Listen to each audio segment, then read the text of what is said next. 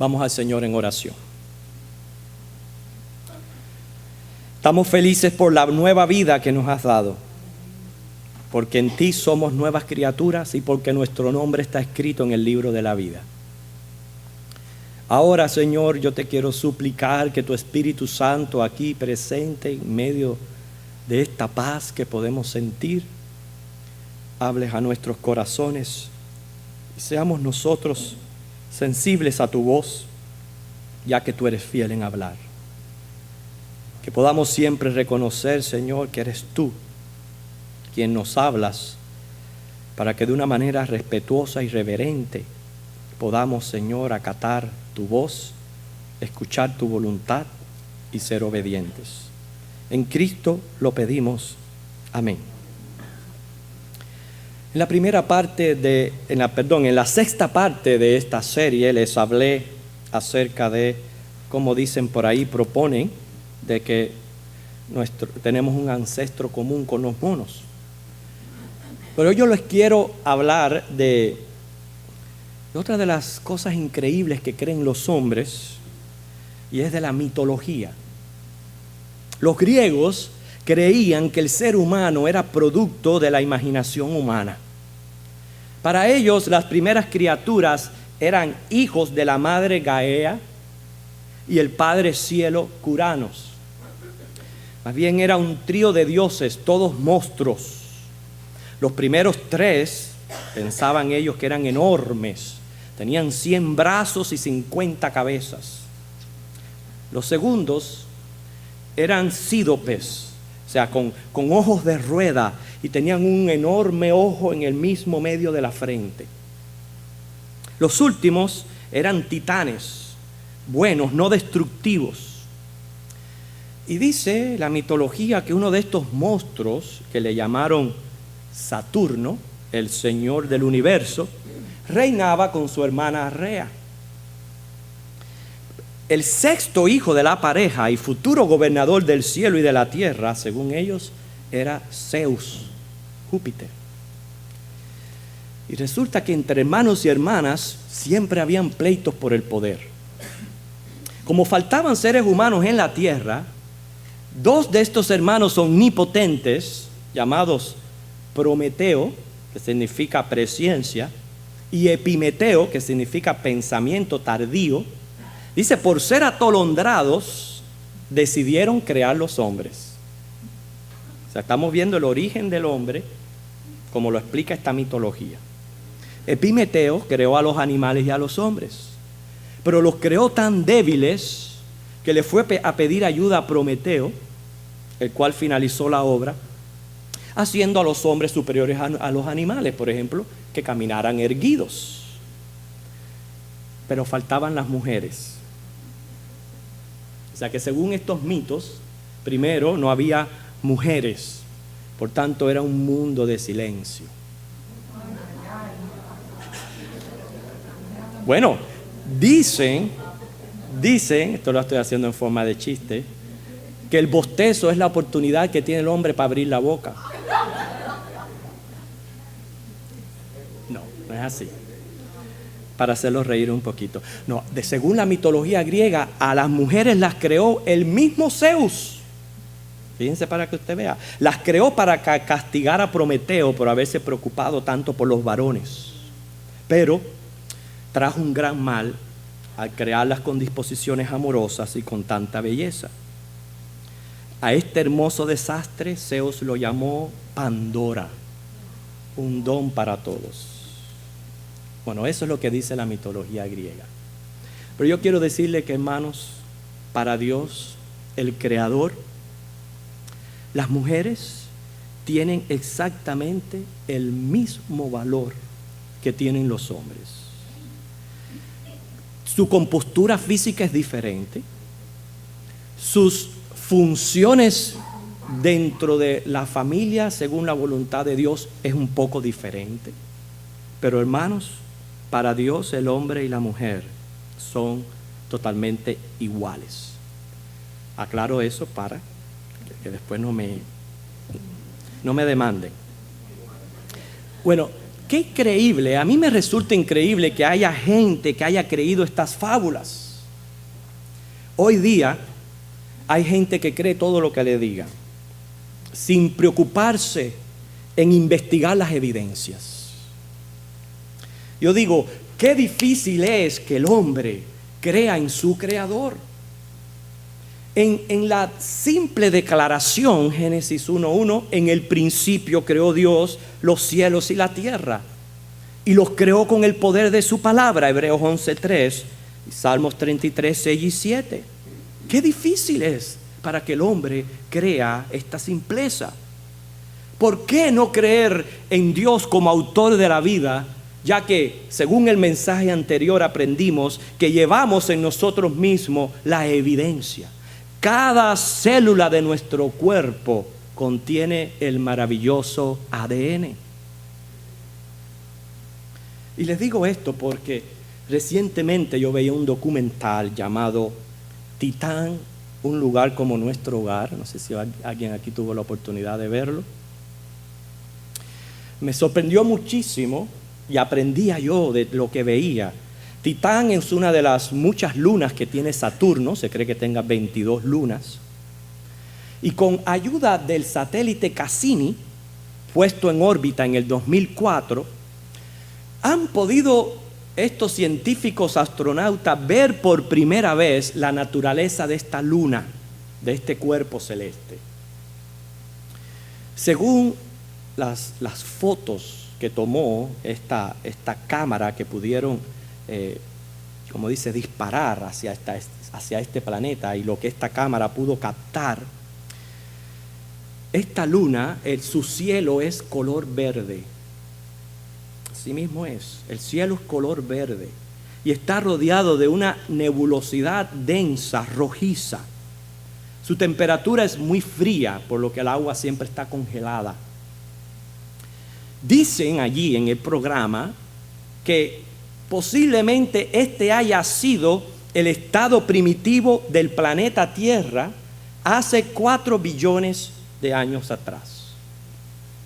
Inclusive otro científico argumentaba que cabía la posibilidad, ya que podía haber agua líquida debajo de esa agua congelada, que pudieran existir aminoácidos, que son los bloques constructivos de la vida. ¿Recuerda que hablamos eso la semana pasada?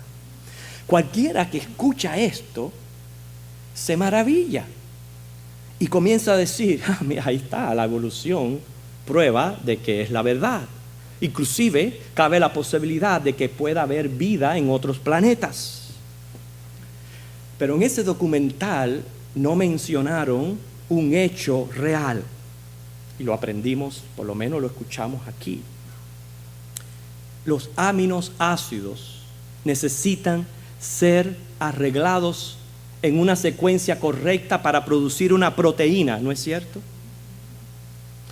Para arreglarse estos aminoácidos en esas secuencias necesitan el ADN.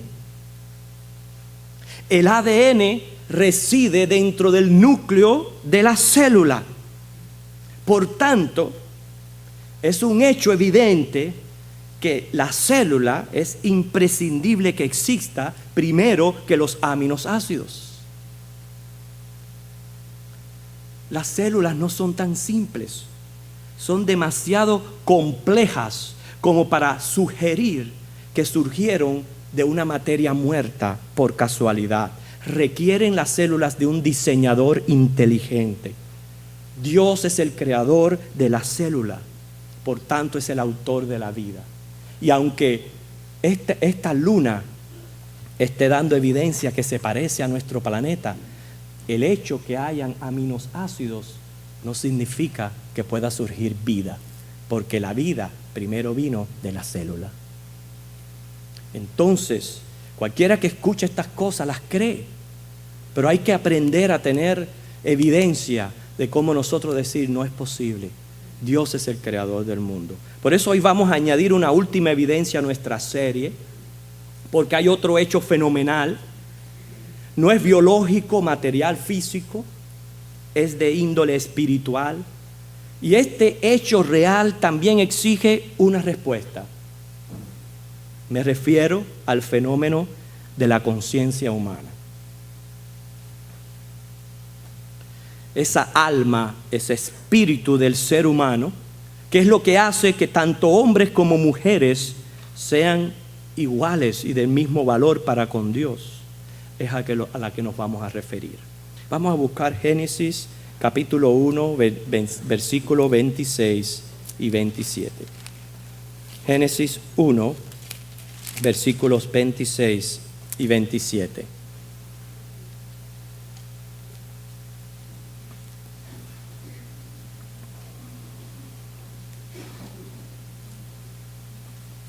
Dice así la palabra. Entonces dijo Dios: hagamos al hombre a nuestra imagen, conforme a nuestra semejanza, y señoree en los peces del mar, en las aves de los cielos, en las bestias, en toda la tierra y en todo animal que se arrastra sobre la tierra. Y creó Dios al hombre a su imagen. A imagen de Dios lo creó, varón y hembra los creó. Aquí vemos cómo los hombres somos criaturas de distinción. No somos seres evolutivos de un abuelo tosco, irracional y bruto, lleno de pelos. No somos producto de la imaginación grandiosa que tuvieron los griegos. Nosotros somos criaturas creadas a imagen de Dios. Y no acepte menos que eso. Eso es lo que nos hace a cada uno de nosotros particularmente valiosos, importantes, grandiosos. Ninguno mejor que otro, obviamente, pero en esa calidad. ¿Cómo entendemos esta imagen? Bueno, no se trata de una semejanza física, siempre lo he dicho desde acá. No podemos pensar de que la imagen que llevamos de Dios es una semejanza física, que Dios es espíritu, sino es una semejanza más bien personal, espiritual. Y me refiero al hecho de ser seres racionales, quiere decir que estamos dotados de conocimiento. Hay en nosotros también sentir de justicia, porque quiero decirle algo, aunque todos somos bien pecadores, ¿cómo nos gusta ser justiciero con los demás? Nos encanta. También estamos dotados de un carácter de santidad, capaces de ejercer dominio sobre el resto de la creación, ya que ahí en el testimonio bíblico sabemos que Dios dice para que señoreen sobre el resto de la creación. Hay también en nuestra personalidad, no todos, pero lo que se conoce como atributos comunicables de Dios, porque hay atributos que son incomunicables, que pertenecen solamente a Dios. Pero hay otros atributos de Dios que tenemos nosotros, como ser seres volitivos, ser emotivos, autodeterminantes, capaces de responder al llamado a la comunión con Dios. También hay hábitos intuitivos e inclinaciones innatas hacia la conducta social y el apego a la ética moral y religiosa. Todo esto es lo que llevamos como imagen de Dios. Es espiritual, es personal. Pero también cuando Dios nos creó, nos hizo de una manera especial. Mira cómo dice Génesis 2, versículo 7. Les digo porque cuando Él creaba la luz, los cielos, las aguas, la tierra, el sol, la luna, las estrellas, las plantas, los peces y las aves, y luego los animales de todo tipo, dice la Biblia que Él hablaba y las cosas surgían, eran creadas. Pero cuando Él fue a crear a los hombres, dice Génesis 2, versículo 7, que entonces Jehová Dios formó al hombre del polvo de la tierra y sopló en su nariz aliento de vida, y fue el hombre un ser viviente. O sea, aquí tenemos dos cosas. Del polvo de la tierra, esa es nuestra compostura física, biológica, la parte material, este cuerpo. Y cuando habla del soplo del aliento de vida, es nuestra compostura espiritual, el alma y el espíritu, esa parte inmaterial, la cual usa prácticamente, como dice, el cuerpo viene a ser como su instrumento para el alma poderse manifestar y asociar al mundo externo de la materia. Por ende, somos seres materiales, espirituales. Entonces, si así somos nosotros, y lo podemos corroborar porque es un hecho propio, cada uno de nosotros nos conocemos, significa que quien nos creó es también un ser moral e intelectual, porque según Hechos 17:29 dice, somos linaje de Dios. Quiere decir, esa naturaleza moral, ese instinto religioso, ese carácter emocional, la conciencia, son aspectos que arguyen a favor de la existencia de Dios. Muy bien, hasta aquí estamos de acuerdo, pero ¿cómo responde el evolucionista, el que niega a Dios, este fenómeno de la conciencia humana? Para responder esta pregunta, vamos a valernos de testimonios de eruditos, de científicos, los cuales nos dicen: el cerebro humano pesa 3 libras, tiene 10.000 millones de células nerviosas, cada una enviando suficiente fibra para crear 1.000 millones de conexiones. ¿Cómo puede este circuito crear el fenómeno único de la conciencia humana? Y decimos único porque solamente los hombres del resto de la creación tienen conciencia de sí mismos. El filósofo darwinista Michael Ruse se expresó así, en una forma de pregunta. Dice: ¿por qué un grupo de átomos tiene habilidades mentales? Nadie, por cierto, los darwinistas como tales, no pueden responder a estas preguntas. No hay una respuesta científica. No la hay. No pueden responder cómo es que de un grupo de átomos, de algo que era materia, resulta el fenómeno de la conciencia. Y lo que es inteligencia, que incluye las diversas maneras en que los seres humanos somos inteligentes. Estamos hablando ya para separarnos un poquito del resto de la creación. La música, el arte, la creatividad, movimientos físicos, hasta la manera de responder a las emociones somos diferentes. Wilder Penfield, que se le conoce como el padre de la neurocirugía moderna, comenzó sospechando que la conciencia de alguna manera emanó de las actividades neurales del cerebro. Pero al realizar cirugías en más de 1,000 pacientes con epilepsia, ha encontrado evidencia concreta que el cerebro y la mente son distintos uno de otro, aunque interactúan. Penfield terminó en acuerdo con la Biblia, que el ser humano es cuerpo y es espíritu. O sea, que lo que se especula es que el cerebro puede servir como un mecanismo para manifestar la mente. Así como un televisor manifiesta la imagen y el sonido de las ondas del aire, el cerebro manifiesta lo que es la conciencia y la mente. Si el cerebro sufre alguna herida, una persona pierde algunos aspectos de su mente o personalidad, pero no necesariamente prueba que el cerebro es el recurso de la mente, sino que es el aparato está roto.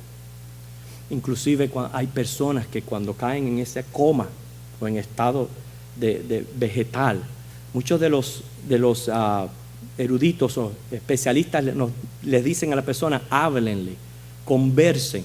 ¿Por qué? Si el aparato está roto, es porque el alma está ahí.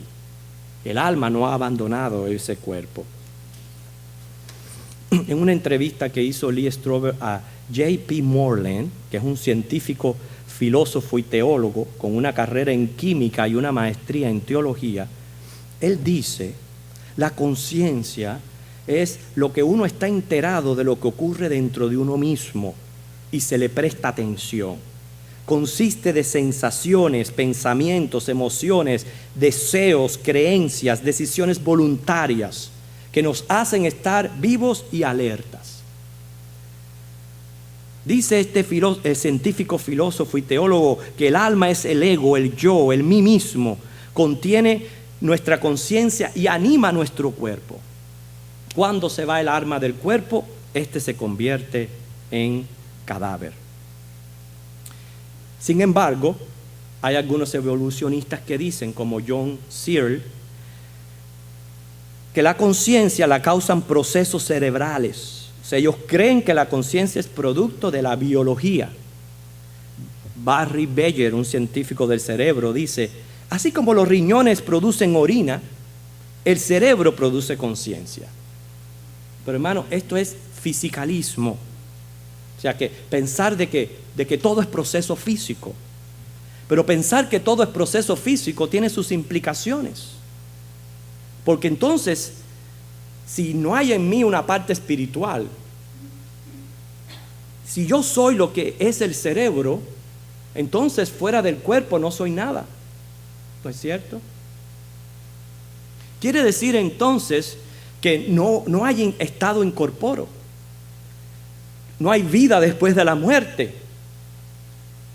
Entonces afirmar esto implica que inclusivamente todas las religiones existentes, estén en la verdad o en la mentira, todas son absurdas, porque todas en alguna manera se basan en la vida después de la muerte.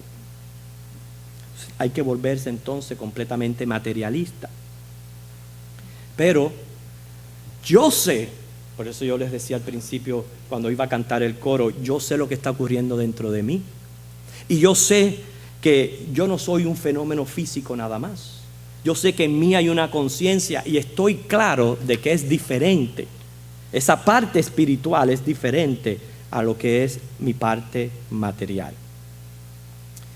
Cuando un cirujano del cerebro va a hacer una cirugía y lo abre, él puede ver todo lo que está ocurriendo en alguno de los hemisferios. Todo lo que está ocurriendo en lo que son los nervios. Ellos no pueden ver los pensamientos. Ellos no pueden leer ahí las ideas.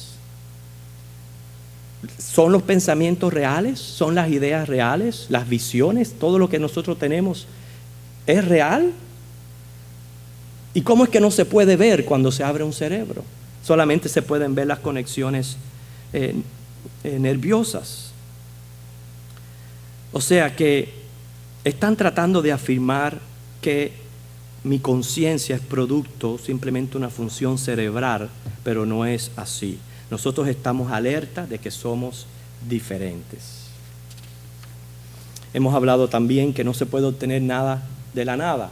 Entonces piense por un momento, ¿cómo es posible que un grupo de átomos, algo que es físico, material, de buenas a primeras adquiera propiedades mentales y que de las propiedades mentales entonces adquiera propiedades espirituales como es la conciencia? Eso es obtener nada de la nada y tampoco explica este fenómeno.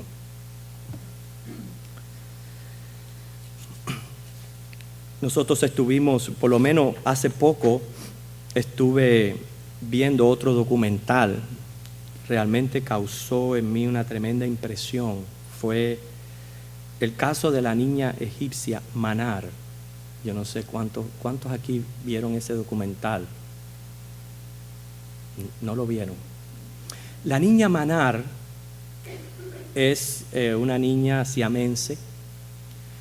Supuestamente iban a ser trillizas. Nació una niña perfectamente, pero la otra nació con una otra cabeza atada a su cerebro. ¿Tú lo viste? Qué bueno. La otra cabeza, nada más que tenía el dorso, no tenía ningún tipo de órgano. Esa cabeza estaba siendo alimentada de la hermana, de los órganos de la hermana. Tenían que someterla a una cirugía inmediata porque eso no podía estar sucediendo por mucho tiempo. Iban a morir las dos. Para mí lo más increíble es ver en aquella cabeza cómo manifestaba emociones diferentes. Cuando la niña completa estaba tranquila y riéndose, la otra estaba llorando, la otra cabeza lloraba. Quiere decir que en esa cabeza, ahí estaba el alma de esa otra persona. Y no tenía ninguna otra parte del cuerpo. Y ahí estaba el alma de esa otra persona. La niña le hicieron la cirugía, las dos terminaron muriendo. Una, obviamente, al despegarla del sistema, y la otra al poco tiempo con complicaciones de catarro murió. Pero, ¿cómo me impactó ese documental y ver verdaderamente la presencia de un alma en un cuerpo incompleto? Eso a mí me enseña, hermanos, de lo que es el alma. El alma está localizada en todo el cuerpo. Usted no puede decir, mi alma está en el pecho, o en el brazo, o en la pierna, o en mi cabeza, porque está en todo lo que es mi cuerpo. Recuerde, fuimos creados a imagen de Dios, y esa imagen es personal y espiritual. Es ahí como podemos entender que el Dios omnipresente lo llena todo. No hay un lugar en este universo donde usted pueda localizar a Dios y decir, Él está en Saturno, o de buenas a primeras se fue para Marte o para Júpiter. Dios lo llena todo. Y de la misma manera nuestra alma llena todo nuestro cuerpo. Y es por eso que es diferente al cuerpo. Nosotros tenemos una parte espiritual y una parte material. Bien, hermanos. Romanos 2, vamos a buscar ese pasaje. Romanos 2, capítulo 14 y 16. Romanos 2, 14 y 16.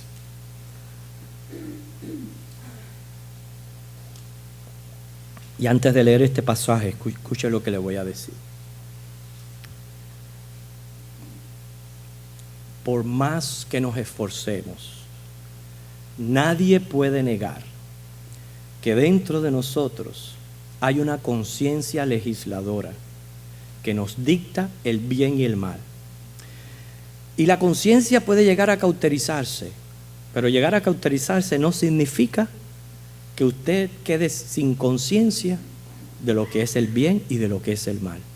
No solamente nosotros que hemos sido regenerados, toda criatura de Dios tiene esta conciencia legisladora dentro de él mismo, porque lo dice la palabra. Dice Romanos 2:14, porque cuando los gentiles que no tienen ley hacen por naturaleza lo que es de la ley, estos, aunque no tengan ley, son ley para sí mismos, mostrando, fíjense, la obra de la ley escrita en sus corazones, dando testimonio su conciencia y acusándoles o defendiéndoles sus razonamientos.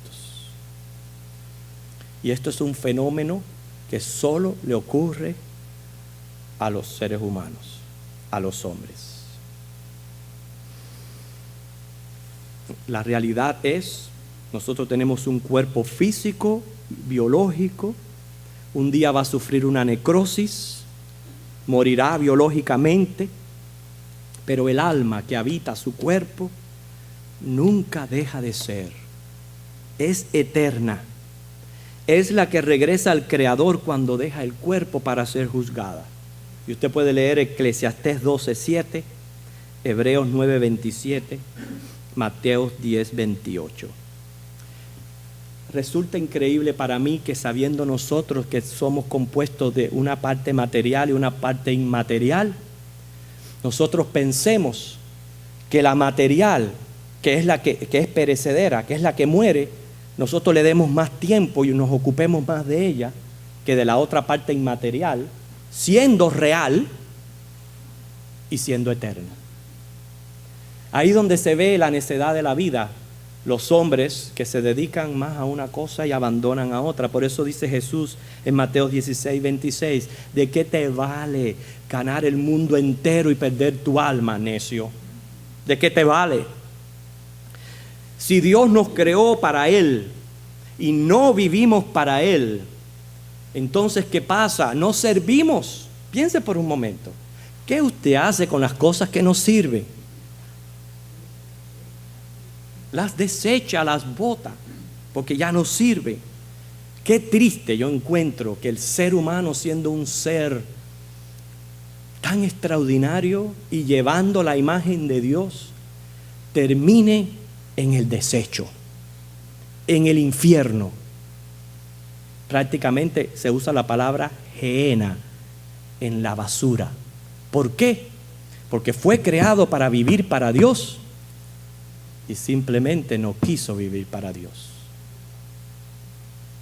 Por eso que en cuanto a este tema del alma, algunos prefieren que ni les toquen el tema. Algunos prefieren no saber. Otros se van y se esconden tras las filosofías humanistas. Están los evolucionistas que se esmeran con ahínco en tratar de probar que Dios es un simple mito. Pero aquellos que son sabios, como nosotros los cristianos, sí nos preocupamos por el destino eterno de nuestras almas. Mire lo que dice Isaías 66 del 1 al 2. Isaías 66 del 1 al 2.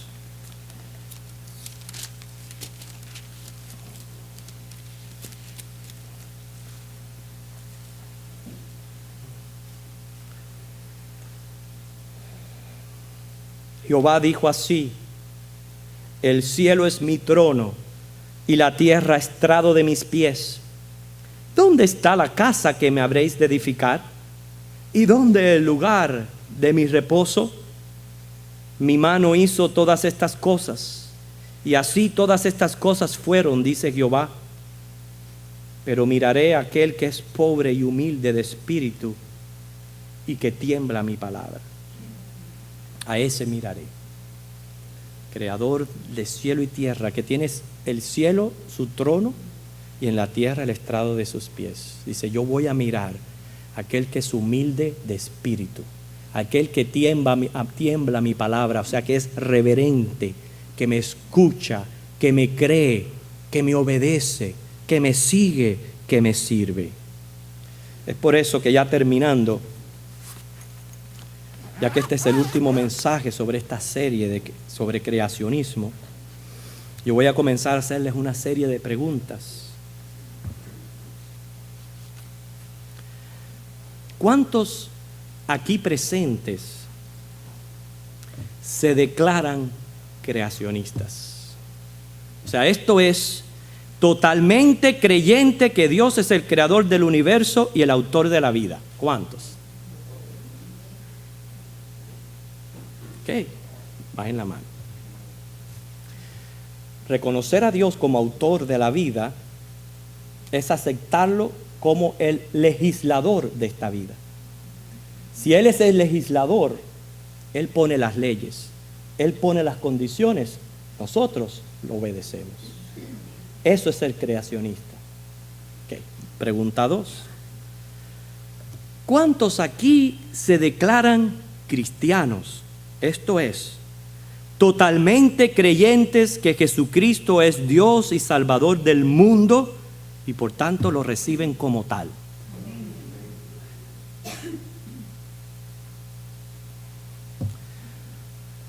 Declararse cristiano implica un conocimiento y fe en Cristo como Dios, Señor y Salvador personal. Un discipulado incondicional, o sea, seguirle a este maestro. Así que no es así tan fácil declararse cristiano. Eso requiere una negación y un discipulado. La última pregunta: ¿cuántos aquí son creacionistas cristianos adoradores? Esto es, entender que fui creado para la alabanza de su gracia. ¿Cuántos? Les hago esta última pregunta porque yo pienso que en esta es la que tenemos que crecer todos. Hay que crecer como adoradores. Eso involucra una actitud, no es tanto actividad, es actitud ante Dios, ante la religión, ante la iglesia. Eso involucra mis devocionales personales diarios, pero también mi actitud al congregarme. ¿Por qué vengo al templo? ¿A qué vengo a hacer al templo? Y esto es tan importante, hermano, porque hay muchos que vienen a los templos a recibir y no tanto a dar. Y cuando vienen los que se acercan a recibir, son los que a veces usan una palabrita como si la iglesia fuera un helado de chocolate. No me gustó. No vuelvo porque no me gustó. ¿Y por qué no te gustó? Si la iglesia no es un helado para tú saborearlo. Tú no vienes aquí a recibir, Señor, eso no es hacer culto. Tú vienes aquí a dar. Cuando tú vienes con una actitud de dar, es obvio que vas a salir por esa puerta lleno, porque te vas con la presencia y la bendición de Dios. Y te vas ahí lleno, pero tu entrada la has hecho pensando en que tú le vas a dar a Dios. Por eso es que la llave para un buen adorador es que elimines el egoísmo y el orgullo personal. Ese es ese sentir de siempre querer ser el centro, de siempre querer estar recibiendo. No, yo no voy más ahí porque no me saludaron. Oh, no, yo no voy más ahí porque no me dieron la mano, no me trataron mal o me miraron mal. ¿Tú sabes lo que tú estás mostrando? Es una actitud egoísta. Es una actitud que tú piensas que tú vienes y tienes que ser el centro de todo. Pero no es así. A la iglesia se viene, si quieres crecer como adorador, a dar. A darle a Dios mi presencia, mis ofrendas, mi alabanza, mi adoración, mi atención a los mensajes. Que cuando se abra un himno, un canto, aunque no me lo sepa, me esmero en cantarlo porque es una alabanza a Dios. Y tú me ves, para ser activo en un culto no hay que pertenecer al coro, no hay que hacer esto, no hay que hacer lo otro. Todos podemos ser activos en este culto que le entregamos a Dios. Y eso es ser adorador. ¿Entienden ustedes ahora por qué tenemos que crecer como adoradores? Yo puedo decir yo soy creacionista y puedo decir soy cristiano, pero soy un adorador. Un adorador que se acerca con una actitud reverente, con temor y respeto, como dice, tiemblo delante de la presencia de Dios y vengo a darle para recibir de su presencia y su bendición. Esto es ser adorador. ¿Y sabes qué? Que son los que Dios busca, porque Él lo declara en su palabra en Juan 4:24. Dios es espíritu y los que le adoren en espíritu y en verdad es necesario que adoren. La única fórmula para crecer como adorador, hermanos, es acabar con el egoísmo.